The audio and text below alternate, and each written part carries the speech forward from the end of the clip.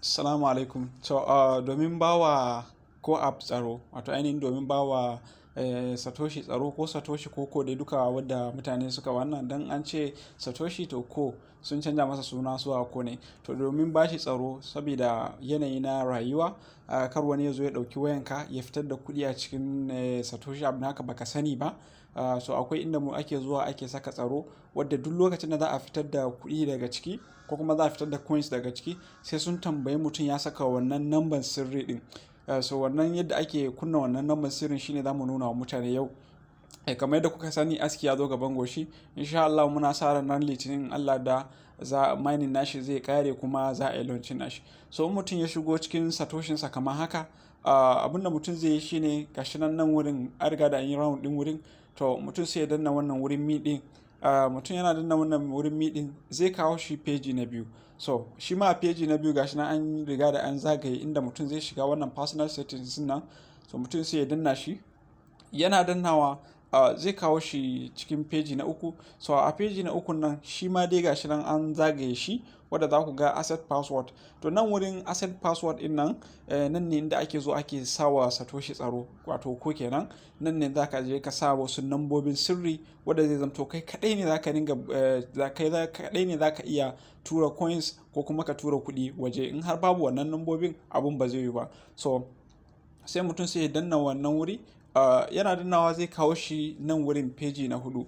To a wannan peji na hudu za ku ga gashi nan an yi makin na ɗaya, an yi na biyu gashi nan da ja, wannan kuma an yi shi da ruwan omo. To wannan wuri na farkon nan, wannan na farkon nan mutum password nashi zai saka. Password wadda wato ainihin kai amfani da shi wurin buɗe mining naka na ko, shi mutum zai saka a nan wurin. Shi kuma nan na ƙasan nan gashi nan za ku ga ɗan rubutun gashi a hankali ya ɗan yi duhu kaɗan ya fito, sun saka asset password. To shi abin da ake so mutum ya saka a nan wurin shine wannan namban sirrin da mutum zai yi amfani da shi don tura kuɗi ko kuma cire coins, shi ake so mutum ya saka a nan. To mutum sai ya saka nambobi aƙalla dai guda 6 ake sakawa nambobin. To sai mutum sai ya saka namban da mutum ya san ba zai manta ba, ba zai manta da wannan namban ba. In ma mutum zai manta, in ya saka ya nemi wata takarda sai ya ajiye, sai ya saka cewa namban sirri ko kuma mabudin sirri na wato ainihin Satoshi abu naka ko kuma ko abu naka. So sai mutum sai ya saka wannan nambobin sirrin, kamar misali a ce mun saka 1 zuwa 6. To a nan wurin abin da ake so mutum zai yi a ƙasa nan na uku, za ka maimaita wannan nambobin da ka saka namban sirri nan, za ka maimaita shi a nan ne, shine za ku ga su rubuta confirm asset password. To wannan namban da muka saka a nan 1 zuwa 6 nan sai mu zo sai mu ƙara maimaita shi a nan wurin.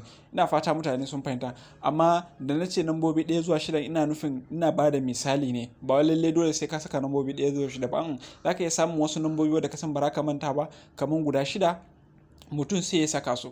To mutum yana sakawa sai ya zo wannan wuri gashi nan wurin confirm din nan gashi nan shi ma an zagaye shi, mutum sai ya danna confirm. Amma mutum ya tabbatar da sai ya duba, ya tabbatar da password nashi da ya bude wato ko app nashi ya saka daidai. Shi ma wannan namban da zai dinga amfani da shi na kulle wannan nashi bangaren tura kuɗi ko kuma coins, shi ma nan ya saka, ya ƙara maimaita shi anan, ya tabbatar da ba zai manta ba ko ya nemi littafi ya rubuta ya ajiye, sannan sai ya zo sai ya danna wannan wurin confirm. Mutum yana danna confirm din nan shikenan ya riga da ya yi saving, ya kulle bangaren tura kuɗinsa ko kuma coins.